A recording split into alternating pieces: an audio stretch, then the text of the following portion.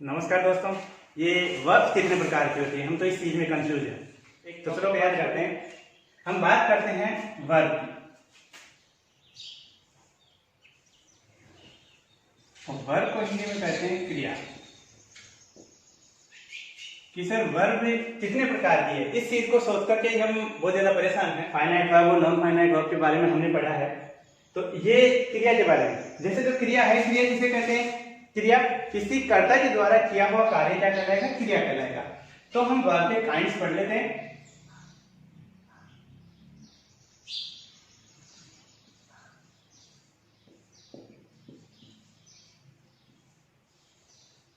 Kinds सबसे पहले चीज पढ़ते हैं हम वर्ब काइंड्स में। नंबर 1 कि वर्ब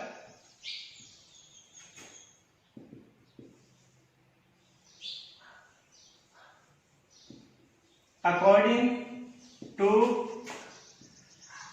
its subject, या फिर हम इसको नंबर भी बोल सकते हैं। इट्स सब्जेक्ट या नंबर। कैसे?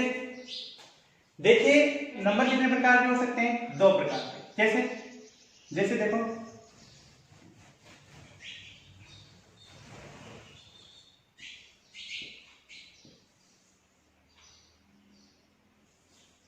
जिस तरह से नंबर 2 प्रकार के होते हैं, सिंगुलर और प्लूरल, उसी तरह से वर्ब भी 2 प्रकार की होगी, सिंगुलर वर्ब और प्लूरल वर्ब। अब एक बात ध्यान रखना, सिंगुलर वर्ब के साथ हमेशा सिंगुलर सब्जेक्ट आएगा। सिंगुलर वर्ब के साथ हमेशा क्या आएगा? सिंगुलर सब्जेक्ट आएगा। और प्लूरल वर्ब के साथ हमेशा प्लूरल सब्जेक्ट आएगा। इस बात का क्या रखोगे? ध्यान रखोगे।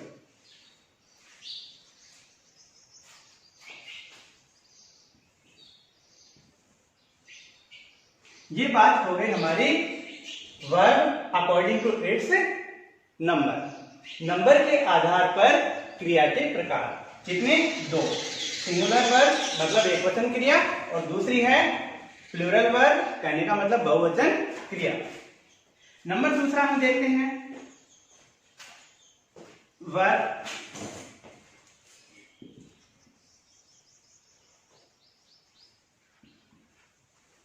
According to its object.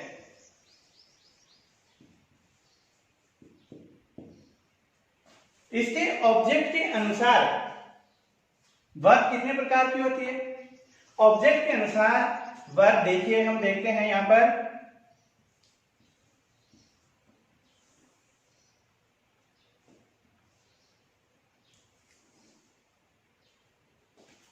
पहली होगी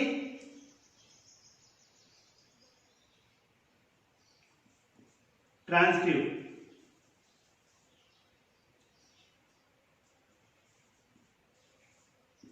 ट्रांसटिव वर्ब। दूसरी होगी इंट्रांसटिव वर्ब।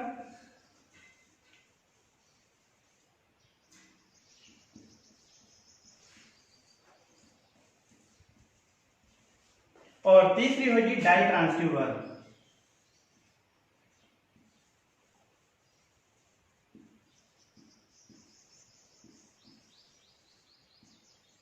देखिए, ट्रांसटिव वर्ब क्या होगी?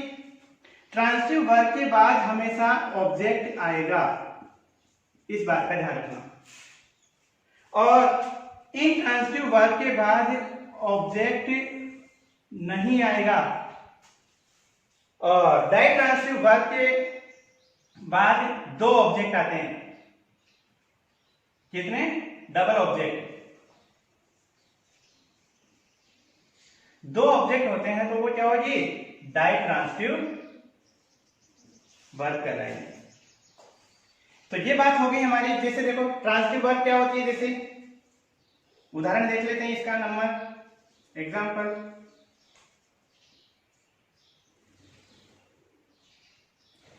ट्रांसिटिव वर्ब के बारे में बात करते हैं हम, तो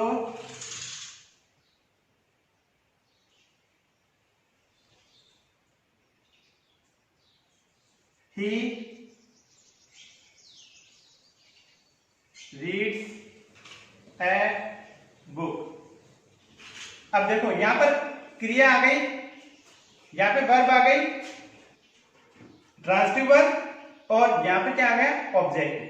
तो ये तो हो गई ट्रांसिटिव वर्ब। ट्रांसिटिव वर्ब को हम प्रदर्शित करेंगे बीटी से, वर्ब ऑफ ट्रांसिटिव। और देखिए इंट्रांसिटिव वर्ब की बात करें,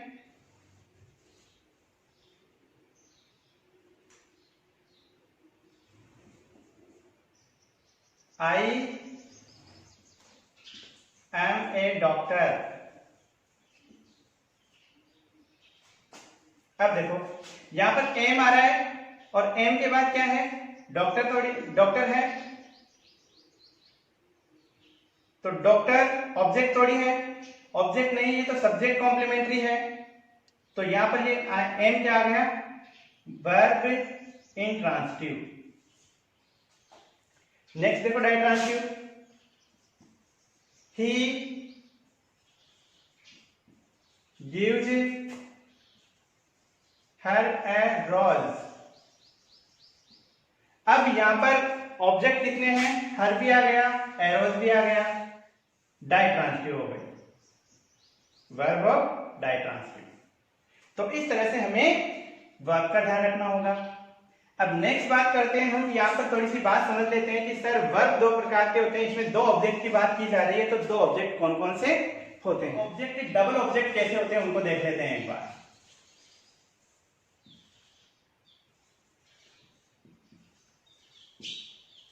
डबल ऑब्जेक्ट की बात कर लेते हैं।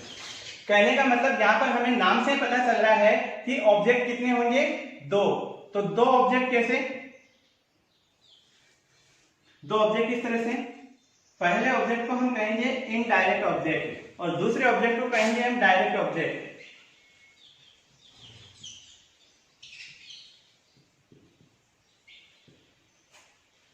एक बात का ध्यान रखना, डायरेक्ट ऑब्जेक्ट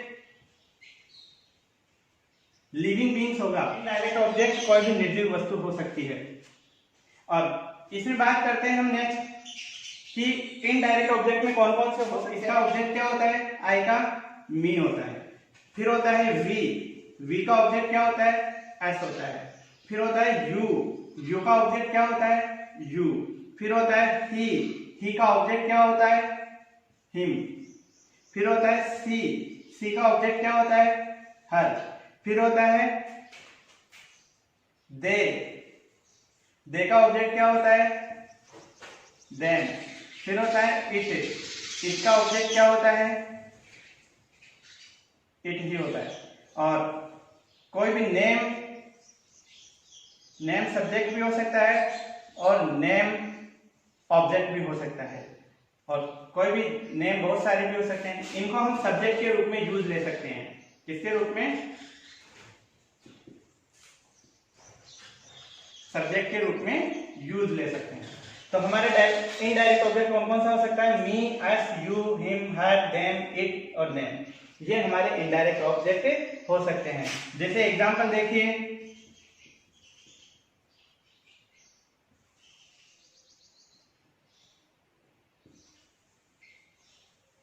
टीचेज अस इंग्लिश।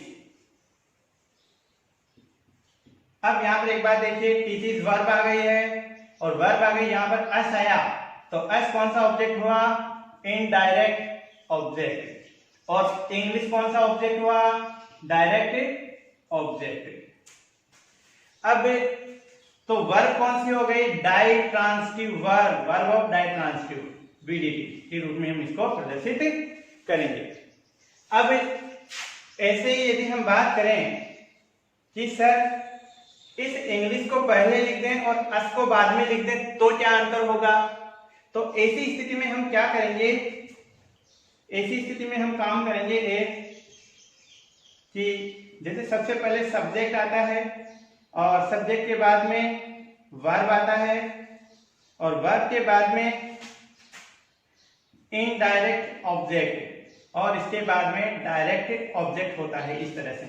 तो ये तो बिल्कुल करेक्ट है यहां तक। तो अब यदि हम इसको डायरेक्ट ऑब्जेक्ट को पहले और इनडायरेक्ट ऑब्जेक्ट को बाद में कर दें तो क्या अंतर करना पड़ेगा हमें, इस चीज को देखो यहाँ पर। तो यहाँ पर हमें पहले सब्जेक्ट लेना पड़ेगा, फिर वर्ब आएगा और वर्ब के बाद डायरेक्ट ऑब्जेक्ट लिखेंगे और डायरेक्ट ऑब्जेक्ट के बाद में या तो टू लगाएंगे या फिर फॉर लगाएंगे, या तो टू लगाएंगे या फिर फॉर लगाएंगे और इसके बाद हम यूज करेंगे इनडायरेक्ट ऑब्जेक्ट को। जैसे उदाहरण देख लो, एग्जाम्पल देखते हैं हम इसके। जैसे my sister cooking is cooking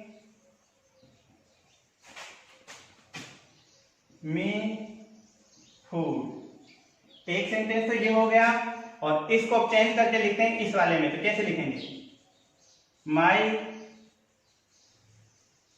sister is cooking. अब फूड को हम पहले लिख देते हैं तो फिर क्या लगाना पड़ेगा, मी के लिए फॉर लगाना पड़ेगा और फॉर लिखे फिर हम क्या करेंगे, तो यहां पर ये हमें चेंज करना पड़ेगा। नंबर 3 वर्ब के बारे में।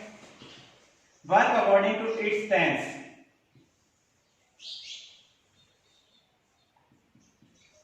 According to having tense. Tense के आधार पर हमने पढ़ लिया था कौन कौन से हैं, 2 चीजें नहीं पढ़ी थी क्या हमने, पढ़ी थी हमने एक फाइनाइट वर्ब और एक non finite verb. Finite verb और दूसरी है नॉन फाइनाइट वर्ब। देखो फाइनाइट वर्ब किसे कहते हैं, वे वर्ब जिनसे टेंस, जिनका अपना क्या होता है, वो टेंस होता है और इनका अपना क्या होता है, इनके आधार पे क्या आता है, सब्जेक्ट आता है। कहने का मतलब इनका अपना सब्जेक्ट होता है। ये बात थी अपनी यहां पर। और इसमें क्या होगा, नॉन फाइनाइट वर्ब में होती हैं जिनका अपना कोई टेंस नहीं होता है।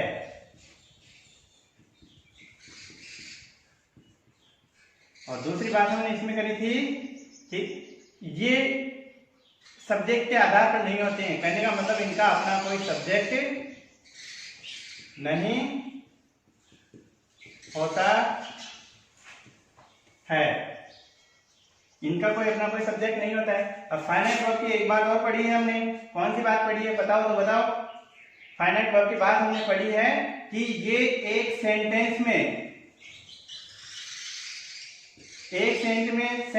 केवल एक ही यूज होंगी और इनका एक सेंटेंस में कितनी भी यूज हो सकती हैं।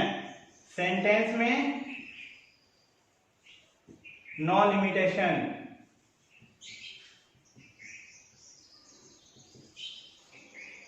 ये बात हमने पढ़ी थी यहां तक। चौथी बात हम करते हैं वर्ब में। देखो हमने अकॉर्डिंग टू हैविंग टेंस पढ़ लिया, अब हम पढ़ते हैं वर्ब अकॉर्डिंग टू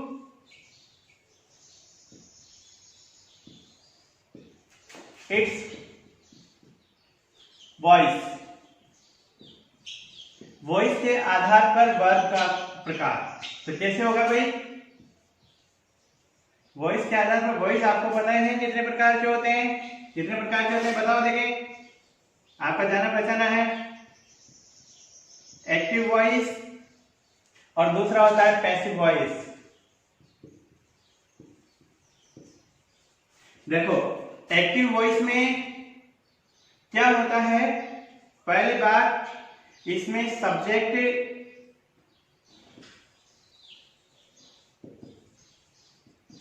एक्टिव होता है और इसमें कौन किसको एक्टिव करना होता है? ऑब्जेक्ट को। ऑब्जेक्ट क्या होता है इसमें? एक्टिव होता है। और दूसरी बात, इसमें वर्ब की कोई सी भी फॉर्म यूज कर सकते हैं, कोई सी भी फॉर्म हम यूज कर सकते हैं। जबकि इसकी बात करें पैसिव वॉइस की, तो पैसिव वॉइस में केवल और केवल थर्ड वर्ब यूज की जाती है, थर्ड वर्ब यूज की जाती है। अब नेक्स्ट बात हम इसमें करें, एक बात और है, इसमें थर्ड वर्ब यूज करने के बाद में इसमें एजेंट के रूप में बाय यूज किया जाता है, ये आपको अच्छी तरह पता है। तो ये चीजें थी हमारे अकॉर्डिंग टू इट्स वॉइस। तो वॉइस के आधार पर कितने प्रकार की हो गई क्रियाएं? एक्टिव वॉइस और पैसिव वॉइस। अब इसको हम पैसिव वॉइस ना बोल करके इसको हम बोलेंगे एक्टिव वर्ब, और इसको हम क्या बोलेंगे, इसमें आने वाले वर्ब को पैसिव वर्ब। नेक्स्ट पढ़ते हैं हम इसमें वर्ब में 5वां number, verb according to its function. Function के आधार पर क्रियाएं। तो फंक्शन के आधार पर क्रियाएं कौन सी होती है? देखिए, ये तो आप अच्छी तरह से जानते हो, मुझे पूरा विश्वास है। पहले को बोलते हैं हम हेल्पिंग वर्ब, हेल्पिंग वर्ब, और दूसरी को बोलते हैं हम मेन वर्ब, मेन वर्ब। देखिए, जो हेल्पिंग वर्ब होती है, इस हेल्पिंग वर्ब में कौन कौन सी यूज हो सकती है? हमने पढ़ा था पहले, एक तो इसमें बीटी वर्ब यूज हो सकती है, बीटी वर्ब यूज हो सकती है। तो बीटी वर्ब कौन कौन सी होती है? बीटी फर्स्ट वर्ब होती है इज, एम, आर, और इसके बाद में यूज हो सकती है इसमें डू वर्ब। डू वर्ब में कौन कौन यूज हो सकता है? एक तो डू यूज हो सकता है, डज यूज हो सकता है, और एक डिड यूज हो सकता है। नेक्स्ट होती है हैव वर्ब। तो हैव वर्ब में कौन यूज होगा? हैव या हैड। और मॉडल्स भी, टोटल मॉडल्स इसी में यूज होते हैं। मॉडल्स भी हेल्पिंग वर्ब के रूप में यूज किए जा सकते हैं। नेक्स्ट हम मेन वर्ब की बात करें, तो मेन वर्ब कौन कौन सी होती है? देखिए, मेन वर्ब होती है फर्स्ट वर्ब,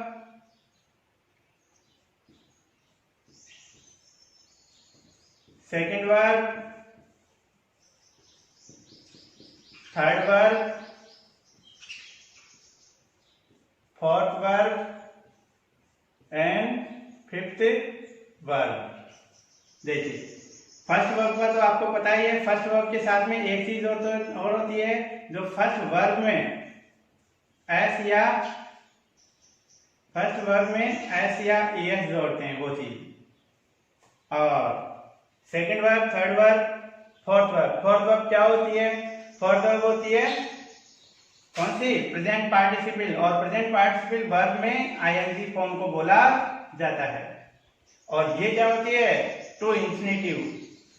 टू और फर्स्ट वर्ब को हम क्या बोलते हैं? फिफ्थ वर्ब बोला जाता है। अब बात करते हैं थर्ड वर्ब की। तो थर्ड वर्ब अकेली कभी भी नहीं आएगी, इसके साथ में कौन होगा? चाहे तो हेज होगा, चाहे हैव होगा, और चाहे हेड होगा।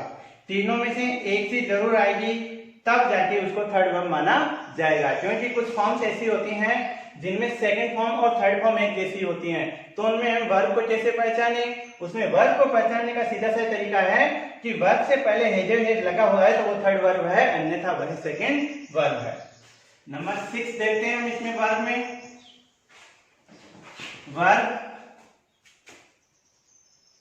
Incomplete verb of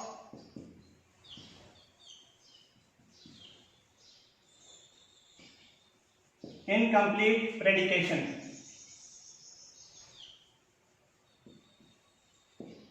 incomplete predication के रूप में कैसे यूज होगा, देखिए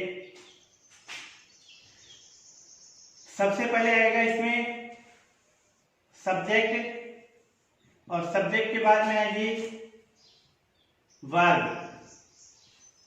और वर्ब के बाद में कौन आएगा,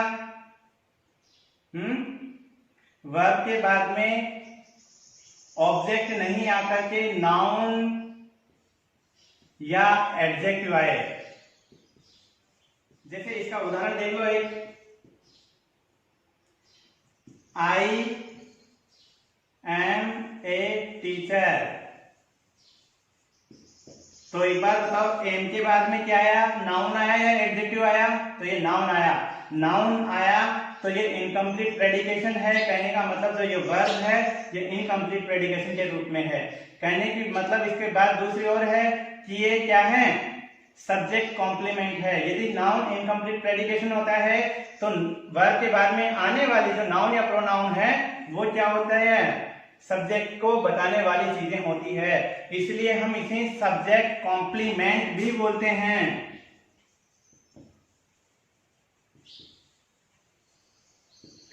सब्जेक्ट कॉम्प्लीमेंट भी बोलते हैं। तो कहने का मतलब सीधी सी बात यह है कि वर्ब के बाद में कोई भी नाउन आए तो उसे क्या कहेंगे, हम सब्जेक्ट कॉम्प्लीमेंट बोलेंगे। नेक्स्ट देखो, जैसे ही इज थर्स्टी। अब थर्स्टी कौन है भाई, ही। तो ये क्या हुआ, इसका एडजेक्टिव हुआ। तो ये भी क्या हो गया, सब्जेक्ट कॉम्प्लीमेंट हुआ। तो नाउन या एडजेक्टिव दोनों में से कोई भी चीज हो सकती है। नेक्स्ट बात, इसमें एक चीज और देख लो, यदि सब्जेक्ट के बाद वर्ब आए और वर्ब के बाद ऑब्जेक्ट आए और ऑब्जेक्ट के बाद कोई भी नाउन या एडजेक्टिव आए तो ये नाउन या एडजेक्टिव क्या कहलाएंगे, ऑब्जेक्ट कॉम्प्लीमेंट कहलाएंगे। क्या कहलाएंगे भाई,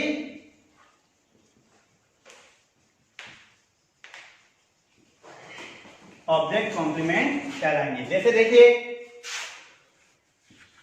ही गिव्स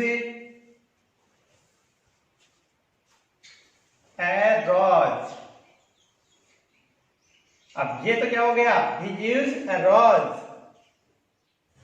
या फिर इसको थोड़ा यहां पे चेंज करते हैं, ही गिव्स हर ए रोज। तो यहां पर क्या हो गया, देखो वर्ब के बाद में क्या आया, ऑब्जेक्ट आया और फिर क्या आ गया, नाउन। क्या आ गया, नाउन। तो ये क्या हो गया, ये किसको दे रहा है, हर को दे रहा है। रोज किसको दे रहा है, हर को, उसे दे रहा है, लड़की को दे रहा है। तो ये रोज क्या हो गया, यहां पर ये हो गया ऑब्जेक्ट कॉम्प्लीमेंट। तो आपको यहां पर दो चीजें और एक्स्ट्रा पढ़ने को मिली होगी कि सब्जेक्ट कॉम्प्लीमेंट क्या होता है और ऑब्जेक्ट कॉम्प्लीमेंट क्या होता है। इस तरह से हमने वर्ब के कितने प्रकार पढ़ लिए, 6 प्रकार पढ़ लिए कि वर्ब कितने प्रकार से देखी जा सकती है, 6 प्रकार से। तो अब कंफ्यूज मत होना कि वर्ब कितने प्रकार की होती है, ठीक है। तो